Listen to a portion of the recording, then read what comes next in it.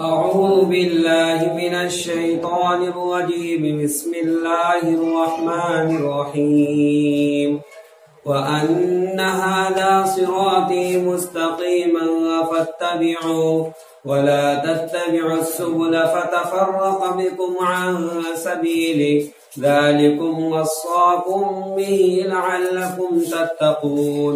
ترجمہ، اور یہ کہ یہ میرا سیدھا راستہ ہے، بس تم اس کی اتباع کرو اور تم اس کے علاوہ راستے کی اتباع مت کرو، ورنہ تم اللہ کے راستے سے ہٹا لیے جاؤ گے۔ اور یہ وہ ہے جس کی تم کو وصیت کی جا رہی ہے۔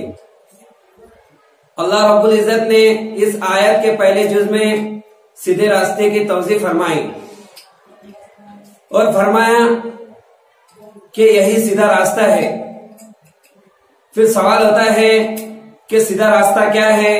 تو اس کا جواب مفسرین اکرام نے اہل سنت والجماعت کا راستہ قرار دیا ہے۔ یہ وہی راستہ ہے جس پر اللہ تعالیٰ نے ہم تمام کو چلنے کا حکم فرمایا۔ پھر سوال ہوتا ہے کہ اہل سنت والجماعت کون لوگ ہیں؟ تو اس کا جواب حضرت عبداللہ ابن عمر رضی اللہ تعالیٰ عنہ کی حدیث ہے، روایت کرتے ہیں ان عبداللہ ابن عمر رضی اللہ تعالیٰ عنہ قال قال رسول الله صلى الله عليه وسلم إن بني إسرائيل تفرقت على 72 ملة وستفترق أمتي على 3 ملة وكلهم في النار إلا ملة واحدة قالوا من هي يا رسول الله ما أنا عليه وأصحابي رواه الترمذي۔ حضرت عبداللہ ابن عمر رضی اللہ تعالیٰ عنہ روایت کرتے ہیں کہ آپ صلی اللہ علیہ وسلم نے ارشاد فرمایا کہ بنی اسرائیل 72 فرقوں میں بٹ گئی اور میری امت 73 فرقوں میں بٹی ہوئی ہے۔ ان میں سے ہر ایک جہنم میں جائے گا سوائے ایک کے۔ تو صحابہ رضی اللہ تعالی عنہم اجمعین نے عرض کیا کہ یا رسول اللہ وہ کون ہے؟ تو آپ صلی اللہ علیہ وسلم نے فرمایا ما انا علیہ واصحابی، جس پر میں اور میرے صحابہ ہیں۔ ولا تتبعوا السبل کے ذریعے اللہ رب العزت نے تمام ادیان باطلہ اور اقوام رذیلہ کے راستے سے بچنے کا ارشاد فرمایا۔ اب سوال ہوتا ہے کہ وہ تمام ملتیں جن کو گمراہ ہونے کا ذکر فرمایا وہ کون سی ہے؟ تو اس کا جواب فرقہ ضالہ ہے، اور وہ 6 ہے۔ نمبر 1 روافض، نمبر 2 خوارج، number 3 Jabariya, number 4 قدریہ، number 5 جہمیہ، number 6 مرجیہ۔ اور یہ 6 ان میں سے ہر ایک 6 12 فرقوں پر مشتمل ہے۔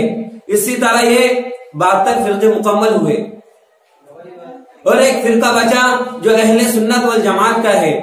حضرت عبداللہ ابن عباس رضی اللہ تعالیٰ عنہ کی روایت ہے کہ وہ فرماتے ہیں کہ اہل سنت والجماعت وہ لوگ ہیں جن میں 10 خصلتیں پائی جاتی ہیں۔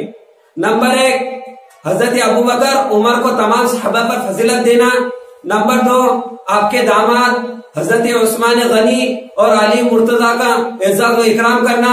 نمبر 3 کعبۃ اللہ اور بیت المقدس کی تعظیم کرنا۔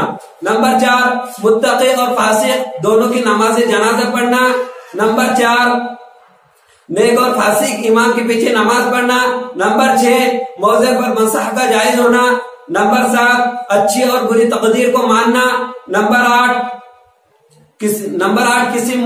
کسی مومن شخص کو متعین کر جنت یا جہنم کی بشارت نہ دینا۔ نمبر 10 نماز اور زکوٰۃ کو ادا کرنا۔ یہی وہ عقائد ہیں جن کی نام ماننے کے بنا پر 72 فرقے وجود میں آئے۔